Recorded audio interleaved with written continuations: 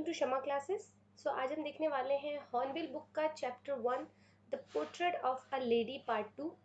Part 1 अगर आपने नहीं देखा है तो आप शमा क्लासेस पे विजिट करके पार्ट 1 ज़रूर देखें।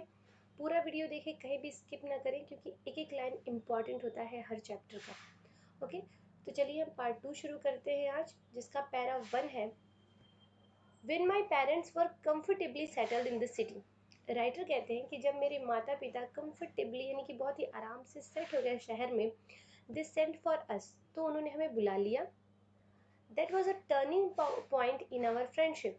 अब यहीं पे एक मोड़ आया हमारी दोस्ती में, यानी कि ऑथर और उनकी दादी की दोस्ती में यहाँ पर एक मोड़ आता है। Although we shared the same room, यद्यपि हम एक ही रूम में रहते थे, वहाँ भी my grandmother no longer came to school with me. लेकिन अब मेरी दादी माँ मेरे साथ स्कूल नहीं आती थी जैसा कि वो गांव में किया करती थी। I used to go to an English school in a motor bus. मैं अब शहर में एक अंग्रेजी माध्यम स्कूल में पढ़ता था और वहाँ पे मैं बस से जाता था। There were no dogs in the streets, वहाँ पर गलियों में कोई भी कुत्ते नहीं होते थे। And she took to feeding sparrows in the courtyard of our city house. अब दादी माँ हमारे शहर के घर के आंगन में गौरैया चिड़ियों को खाना खिलाया करती थी। As the years rolled by we saw less of each other. Writer कहते हैं कि जैसे जैसे साल बीतते गए, आगे बढ़ते गए, हम दोनों एक दूसरे से कम मिलते थे, कम बातें करते थे। For some time she continued to wake me up. कुछ दिनों तक तो उन्होंने मुझे सुबह उठाया and get me ready for school, और मुझे स्कूल के लिए तैयार भी किया। When I came back she would ask me what the teacher had taught me. मैं जब भी स्कूल से आता था तो मेरी दादी मुझसे पूछती थी कि अध्यापक ने आज तुम्हें क्या पढ़ाया। I would tell her English words, तो मैं उन्हें बताता था कि इंग्लिश के मैंने वर्ड्स पढ़े हैं, little things of western science, कुछ पश्चिमी विज्ञान पढ़ा है, लर्निंग चीज़ें सीखी हैं। द लॉ ऑफ ग्रेविटी, गुरुत्वाकर्षण का नियम पढ़ा है मैंने। आर्किमिडीज प्रिंसिपल, आर्किमिडीज का सिद्धांत पढ़ा है। The world being round etcetera, दुनिया में क्या क्या हो रहा है, ये सारी चीज़ें पढ़ी मैंने। This made her unhappy. अब ये चीज़ें सुनकर दादी माँ बहुत दुखी हो जाती थी। She could not help me with my lessons, वो मेरे लेसन्स या मेरी स्टडी में मेरी मदद नहीं कर पाती थी। She did not believe in the things they taught at the English school and was distressed that there was no teaching about God. वो मेरे इंग्लिश स्कूल में जो भी चीज़ें पढ़ाई जाती थी उसमें मेरी दादी माँ बिल्कुल भी विश्वास नहीं करती थी। एंड वॉज डिस्ट्रेस्ड, वो बहुत दुखी हो जाती थी। There was no teaching about God, इस चीज़ से कि मेरे स्कूल में भगवान के बारे में कुछ भी नहीं पढ़ाया जाता है, सिखाया जाता है। एंड द स्क्रिप्चर्स, स्क्रिप्चर्स का मतलब होता है धार्मिक ग्रंथ या धार्मिक किताबें। तो स्कूल में धार्मिक ग्रंथों के बारे में भी कुछ नहीं बताया जाता है, कोई चीज़ नहीं पढ़ाई जाती है। One day I announced that we were being given music lessons. एक दिन मैंने बताया कि अब हमें स्कूल में संगीत भी सिखाया जाता है। शी वॉज वेरी डिस्टर्ब, ये सुनकर वो बहुत ज़्यादा परेशान हो जाती हैं। To her music had lewd associations, उनके लिए संगीत अभद्र चीज़ था जिसे वो अच्छा नहीं मानती थी। It was the monopoly of harlots, harlots का मतलब होता है वैश्याएं, एंड बेगर्स, बेगर्स मतलब भिखारी। उनको लगता था या उनके ओपिनियन में ये था कि जो संगीत है वो सिर्फ वैश्याओं और भिखारियों के लिए ही होता है, and not mean for gentle folk. अच्छे लोगों के लिए नहीं होता है, सज्जन लोगों के लिए संगीत नहीं होता है। सी सेड नथिंग, हाँ उन्होंने कुछ भी नहीं कहा। But her silence meant disapproval, लेकिन उनका चुप रहने से ही अंदाज़ा लगाया जा सकता था कि वो मेरे इस डिसीजन से बिल्कुल भी खुश नहीं थी, एग्री नहीं थी। She rarely talk to me after that, यानी कि इस डिस्कशन के बाद वो मुझसे बात करना कम कर दी थी। When I went up to university, अब नेक्स्ट स्टेज आता है राइटर की लाइफ में, जब वो यूनिवर्सिटी जाना शुरू करते हैं। I was given a room of my own, तब मुझे एक नया कमरा यानी कि एक सेपरेट रूम दे दिया जाता है घर में। The common link of friendship was snapped, अब यहाँ पर जो हमारा लिंक था फ्रेंडशिप का, दोस्ती का, अब वो अलग हो रहा था। ठीक है। My grand mother accepted her seclusion with resignation. देखिए ये जो लाइन है ये बहुत ही इंपॉर्टेंट है, ये लाइन सेक्लूजन विद रिजिग्नेशन, ये लाइन बहुत इंपॉर्टेंट है। कह रहे जो मेरी दादी माँ थी उन्होंने हमारा जो एकांतपन था, उनके लिए जो एकांतपन था उनको बिना किसी शिकायत के एक्सेप्ट कर लिया, स्वीकार कर लिया। क्योंकि अब दादी माँ को भी अकेले रहना था, तो इस चीज़ को दादी माँ ने एक्सेप्ट कर लिया। She rarely left her spinning wheel to talk to anyone. अब दादी माँ चरखा काटना शुरू कर दी थी और वो बहुत ही मुश्किल से किसी से बात करने के लिए अपने चरखे को रोकती थी, वरना वो सिर्फ चरखा काटती रहती थी। From sunrise to sunset she sat by her wheel spinning and reciting prayers. सुबह से लेकर शाम तक वो सिर्फ चरखा काटती थी एंड रिसाइटिंग प्रेयर्स, और अपनी प्रार्थना को गुनगुनाती या गाती रहती थी। Only in the afternoon she relaxed for a while. सिर्फ दोपहर में वो थोड़ा सा आराम करती थी। कब? जब टू फीड द स्पैरोज, वो चिड़ियों को खिलाने के लिए बैठती थी। While she sat in the verandah breaking the bread into little bits, और वो उस वक्त क्या करती थी? वेरांडा में बैठकर रोटियों के छोटे छोटे टुकड़े कर कर चिड़ियों को खिलाती थी। Hundreds of little birds collected round her creating a veritable bedlams of chirpings. बताता है, राइटर बताते हैं कि हजारों चिड़िया वहाँ पे इकट्ठा होती थी और चहचहाट की पूरी शोर हो जाती थी, या पूरा कह सकते चिड़िया बहुत ज़्यादा चहचहाती थी वहाँ पर।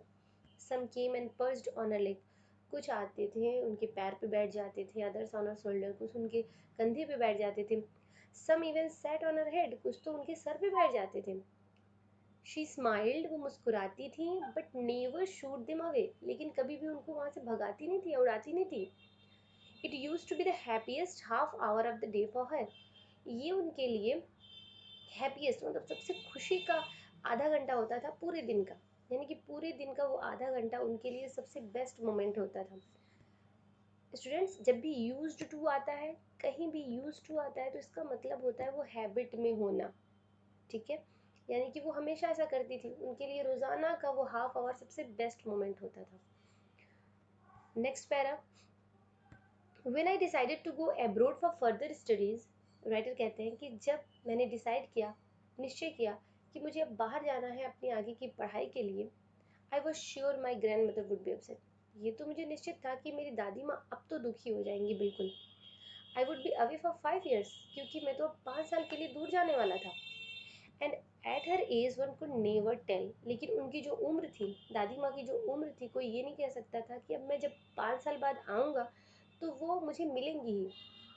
But my grandmother could, लेकिन दादी माँ ने ऐसा किया। She was not even sentimental, वो बिल्कुल दुखी नहीं थी, उनको देखकर ऐसा नहीं लग सकता था कि वो ऐसा कुछ इमोशन दिखाना या दुखी होना, ऐसा कुछ नहीं दिख रहा था। She came to leave me at the railway station, वो मुझे रेलवे स्टेशन तक छोड़ने भी आई, but didn't talk or so in emotion, लेकिन उन्होंने मुझसे बात भी नहीं किया, ना ही कोई इमोशन दिखाया अपना। हर लिप्स मूव्ड इन प्रेयर, उनका जो होठ था अभी भी प्रार्थना के लिए मूव कर रहा था, हिल रहा था, यानी कि वो प्रार्थना कर ही रही थी। Her mind was lost in prayer, उनका दिमाग पूरी तरीके से प्रार्थना में रहता था। हर fingers were busy telling the breads of a rosary, उनकी जो उंगलियां थी वो बिजी थी माला को जपने में। Silently she kissed my forehead, चुपचाप से वो आती हैं और मेरे माथे को चूम लेती हैं। And when I left I cherish the moist imprint, moist का मतलब होता है नमी, जब वो चूमती हैं मेरे माथे पे तो मुझे एक नमी का एहसास होता है, as perhaps the last sign of physical contact between us, और मुझे लगता है ये लास्ट, ये आखिरी हमारा कह सकते हैं साइन था जो हमारा फिजिकल कांटेक्ट हुआ था, शारीरिक संबंध था, यानी कि वो मुझे टच कर रही थी, मुझे गले लगा रही थी, मुझे चूम रही थी। ये मुझे ऐसा लग रहा था कि ये आखिरी है, इसके बाद मुझे वो नहीं मिलने वाली हैं दादी माँ। But that was not so, लेकिन ऐसा बिल्कुल नहीं था। After 5 years I came back home, 5 साल बाद मैं घर वापस आता हूँ। And was met by her at the station, फिर मैं उनसे उस स्टेशन पर मिलता हूँ। यानी कि जब राइटर फिर 5 साल बाद आते हैं तो उनको उनकी दादी स्टेशन पर लेने आती हैं। She did not look a day older, वो जितना मैं छोड़ के गया था ना उतना ही थी दादी माँ, उससे ज़्यादा बूढ़ी नहीं थी, ना ही कम थी, कुछ ऐसा नहीं था, सेम मुझे वैसे ही मिली। She still had no time for words, अभी भी उनके पास बात करने के लिए टाइम नहीं था। And while she clapped me in her arms I could hear her reciting her prayers, और जब वो मुझे गले लगाती हैं तो मैं अपने कान में उनके जो रिसाइट करती थी प्रेयर को गाती रहती थी या पढ़ती रहती थी, उनको मैं अपने कान में सुन सकता था। Even on the first day of my arrival, arrival का मतलब होता है पहुंचना, मेरे पहले दिन के पहुंचने पर ही her happiest moments were with her sparrows. उनकी खुशी मेरे साथ नहीं थी, कहाँ थी उनकी खुशी? उनका वही हैप्पीएस्ट मोमेंट था अपनी चिड़ियों के साथ, whom she fed longer, जिनको वो बहुत देर तक खिलाती थी, एंड विद frivolous rebuks, जिनको वो ऐसे ही डांटती डपटती थी, खिलाती थी, उनके साथ टाइम स्पेंड करती थी। इन the evening a change came over हर, शाम में मैंने उनके अंदर कुछ बदलाव देखा। शी डिड नॉट प्रे, अब वो प्रार्थना नहीं कर रही थी, उस वक्त वो प्रार्थना में नहीं थी। She collected the women of the neighbourhood, उन्होंने क्या किया, मोहल्ले की या पड़ोस की जितनी भी औरतें थी उनको इकट्ठा किया। Got an old drum and started to sing, एक ढोलक लाया पुराना सा और गाना गाना शुरू कर दिया। फॉर सेवरल आवर्स, कई घंटों तक she thumped the sagging skin of the dilapidated drum, यहाँ पे देखिए सैगिंग स्किन बोला, यानी कि जो ड्रम था पुराना था, ठीक है, तो जब पुराना था तो उसकी जो झिल्ली थी जिसपे बजाया जाता है, ढोलक बजाया जाता है, वो झिल्ली जो है तो वो सॉफ्ट हो गई थी या ढीली हो गई थी, तो उसी पर भी ये लोग ड्रम बजा रहे थे फिर भी। And sang of the homecoming of warriors, और कौन सा गाना गा रहे थे, जब पहले के ज़माने में जब कोई कह सकते हैं वैरियर या सम्राट या कोई बहुत बड़ा योद्धा घर आता था युद्ध करके जीत कर, तो जो गाना गाया जाता था वही गाना ये लोग गा रही थी। We had to persuade her to stop to avoid over straining, हमें उनको रोकना पड़ रहा था कि आप थक जाएंगी, मत करिए इतना। That was the first time since I had known her that she did not pray, पहली बार ऐसा था जब मैंने उन्हें देखा था कि वो प्रार्थना नहीं कर रही थी। The next morning she was taken ill, अगले दिन सुबह वो बीमार पड़ गई। It was a mild fever and the doctor told us that it would go, उनको एक हल्का सा बुखार था और डॉक्टर ने कहा कि ये चला जाएगा, परेशानी की कोई बात नहीं है। But my grand mother thought differently, लेकिन मेरी दादी माँ हमेशा से अलग सोचती थी। She told us that her and was near, उन्होंने हमसे कहा कि मेरा अंत नज़दीक आ गया है। She said that since only a few hours before the close of the last chapter of her life she had omitted to pray, उन्होंने सबसे कहा कि देखो मेरे मरने के कुछ घंटे या कुछ समय बचे हैं, तो मैं चाहती हूँ कि वो जो समय है वो अपने प्रार्थना में लगाऊं। She was not going to waste any more time talking to us, वो नहीं चाहती थी अपना समय बर्बाद करना हमसे बात करने में। ओके, तो वो बिजी थी अब प्रेयर करने में, वो नहीं चाहती थी कि उनका समय बर्बाद हो हमसे बात करने में। वी प्रोटेस्टेड, हमने इसका विरोध किया, but she ignored our protest, लेकिन उन्होंने हमारे प्रोटेस्ट का, हमारे विरोध का इग्नोर कर दिया, बिल्कुल उस पर ध्यान ही नहीं दिया। शी ले peacefully in bed praying and telling her beds, वो बेड पर बिल्कुल चुपचाप लेट गई एंड टेलिंग हर बेड्स, और वो अपना माला जपने लगी। Even before we could suspect, अभी हम कुछ पता ही कर पाते या कुछ ध्यान ही दे पाते, हर लिप्स स्टॉप्ड मूविंग, उनका जो होठ था वो हिलना बंद हो गया।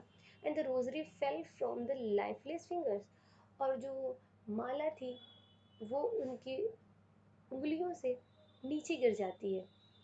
अ peaceful pallor spread on her face, उनके चेहरे पर एक शांति भरा पीलापन आ जाता है। And we knew that she was dead, और हमें ये पता चल जाता है कि वो अब नहीं रही हैं, वो मर चुकी हैं।